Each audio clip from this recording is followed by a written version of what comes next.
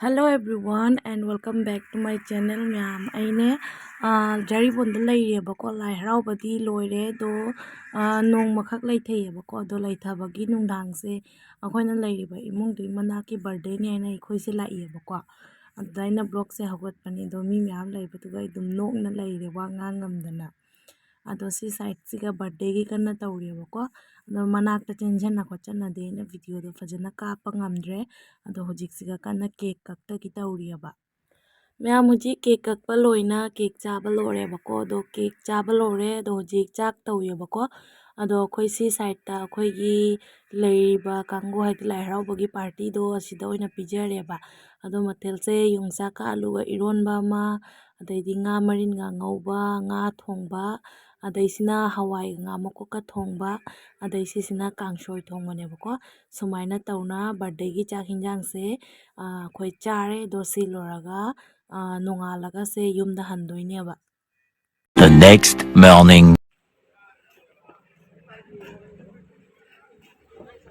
मामी खुजाम जाना मैम अखोइ हुजिक चटपगी थोकलेबको दो से मैम सिना नुंगसिना थिंदोकपिरैनेबा मामी खुजाम जे यौ हाय मैम आई ले जा हौरगे नोय दुम चलो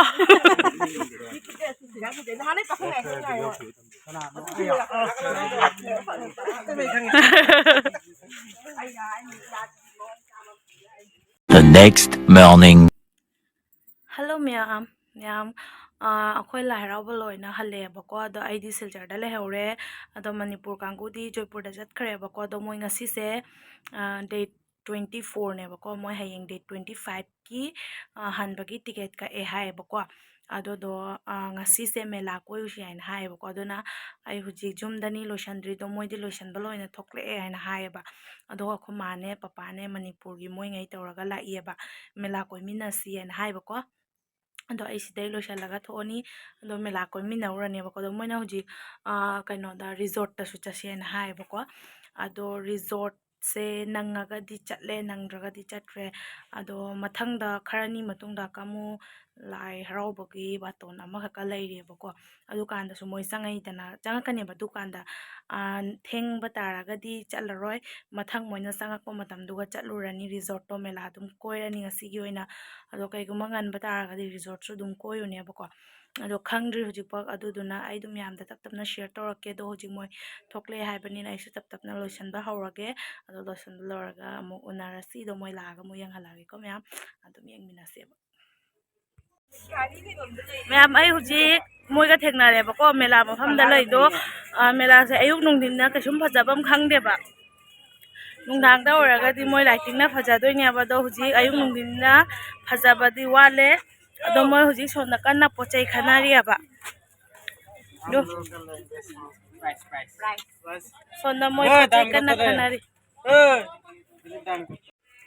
मैम सिदने हुजिक सना हाइदि सुमाइना सेट लौरेबको अदो चेमेनकाना सिमा लौरे ऐसु सिगा चपमानाबा अमा लौरेबको अदो हुजिक सोंदा कन्ना खनारि रेड वाला सिसु फजे लापिङादि फजाय दु याला कानि नखलदि मसुजि नखरजा चेंज तो हलुना चेंज तो यादि अमा सिरि मनबा कलर डा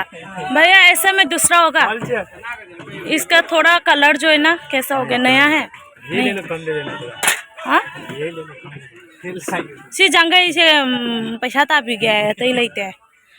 क्या तादे कुंथरा हाई जे 30 जाब्रो जे हाई जे गुने पंगनु ने नो कुंथरा आयु हाँ 30 जा रहे तो मैम सी साइड सिना लोइना ने चाम ने को अदैदी सी साइड सिना लोइना 150 तौना साइबा अदै सी सिजु 50 सी 50 नतनियबको नुंथांगदा ओइरदिने फजबा हेनगदबनेबा अलंग अलंग बगा कापतना सिना चामनी को अखम आइदि जैसिना 150 दै सोंदा कामु 50 अदुसु फजै पिकना दो फजै पिकना मैं मुझे से अमतंग खन गिए को अदो मथंग मथंग दुम यंग हलके बनाइए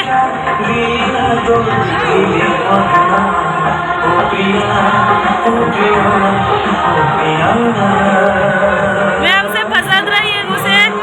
रुपा कुंछा खतनी है बको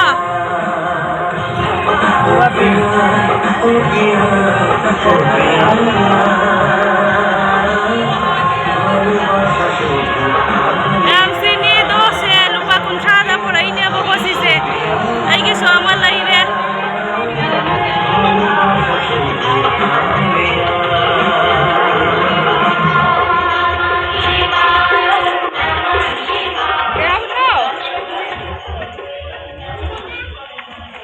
करके ना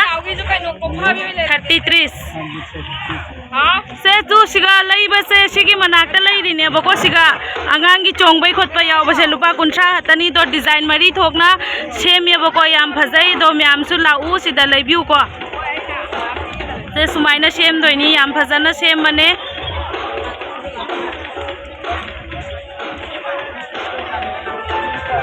फजद्रो से म्याम येगो असिनी फाइनल लुक मागी याम फजरे से काकुसु लैरे सिदा मैम से बैग से लैरे अमद चाम चाम तौना दो हेयर बेल लैरे दो आइगी सुशी खरा पोचै लैरे दो फजन दि जेंगहनबा ngमरोय कैनो आइदि मोय सि पुरगा जयपुर दा हनग्रनी आइदि आइना सि पुरगा सिलचर दा हाइदि नुपा युमदा दुम ले हौदो इन उत्पा ngमरोय बदो से हुजि पोचै से लैरे अदो हुजि थोगे तौरिया बको अदो मेला से हुजि का होगलकपता ngairi हगोलकपता ngairiयबको अदोसो अखोय थोगे आइना तौरे हुजि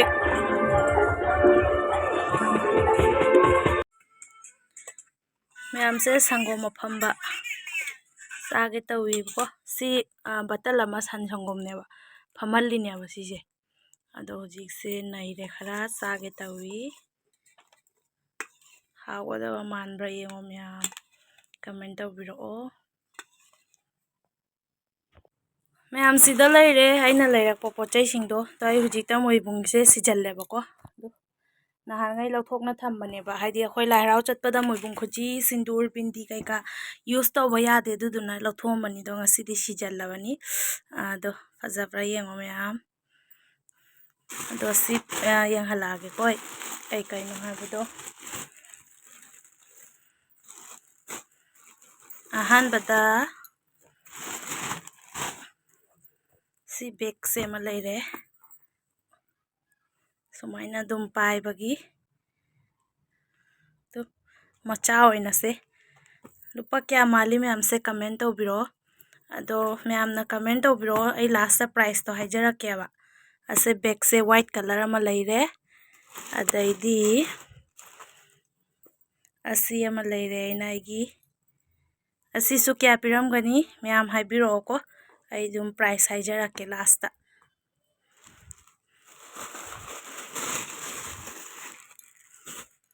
दुकैदी असे अमा लैरे मैम दुम कमेंट तौबिरो क्या क्या पिरमगनी हाइना आई अदुम कनो तौरके हाइरके अदैदी सिसे यामना वायरल ओइबदो असिसे आइसु लैरेबको हौजिकी नुपादुगा हेयर स्टाइल दुसु तौहले खरा अदुगा वीडियो तो दुसु नमजरैयबा दुसु ई हापचरके अदो असिसु लैरे दु लोरगा असिसु लैरे सिदी व्हाइट से लाई हराउबदा पुनबगी देना लैरकपने आइना सुमाइना नि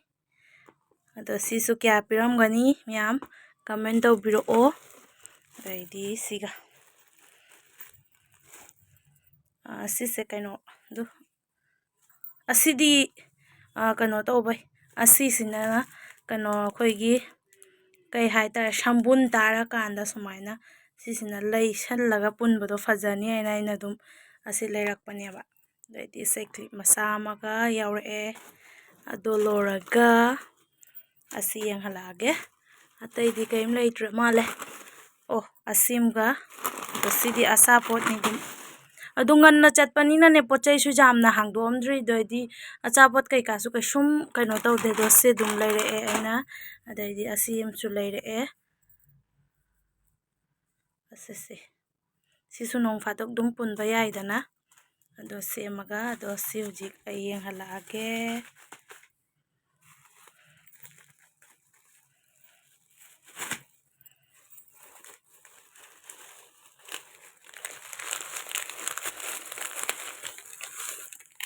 ꯃꯌꯥꯝꯗꯨ ꯁꯤ ꯑꯗꯣ ꯃꯌꯥꯝ ꯑꯩ ꯁꯤꯁꯦ ꯐꯖꯅ ꯍꯥꯡꯗꯣꯛꯑꯒ ꯌꯦꯡꯍꯜꯂꯛꯀꯦꯕꯀꯣ ꯑꯗꯣ ꯍꯧꯖꯤꯛ ꯑꯁꯤ ꯃꯌꯥꯝꯁꯤꯒꯤ ꯄ꯭ꯔꯥꯏꯁ ꯍꯥꯏꯖꯔꯛꯑꯒꯦꯕꯀꯣ ꯑꯗꯨꯒ ꯁꯤꯁꯦ ꯈꯥꯂꯤ 10 टका 10 रुपीसꯇꯅꯤ ꯁꯤꯁꯦ ꯁꯤ 10 रुपीस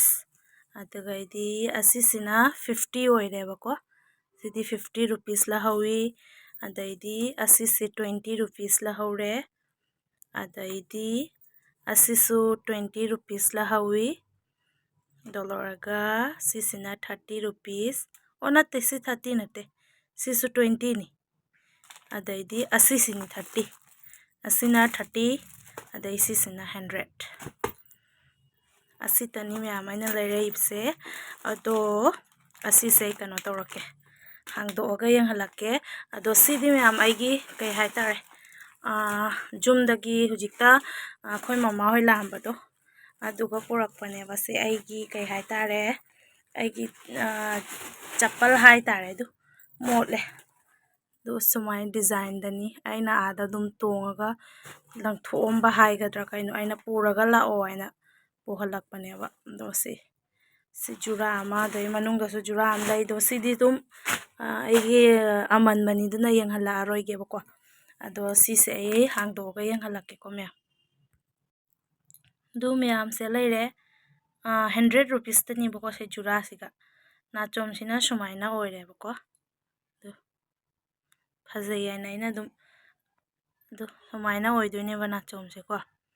ꯑꯗꯨꯒ ꯁꯤꯒ ꯄꯨꯟꯅ ꯑꯗꯨꯃꯥꯏꯅ ꯑꯗꯨꯝ ꯂꯤꯛ ꯑꯃꯈꯛ ꯌꯥꯎꯏ ꯑꯗꯨꯝ ꯁꯤꯁꯦ ꯂꯨꯍꯣꯡꯕ ꯀꯩꯀꯥꯗ ꯁꯤꯕ ꯌꯥꯅꯤꯅꯀꯣ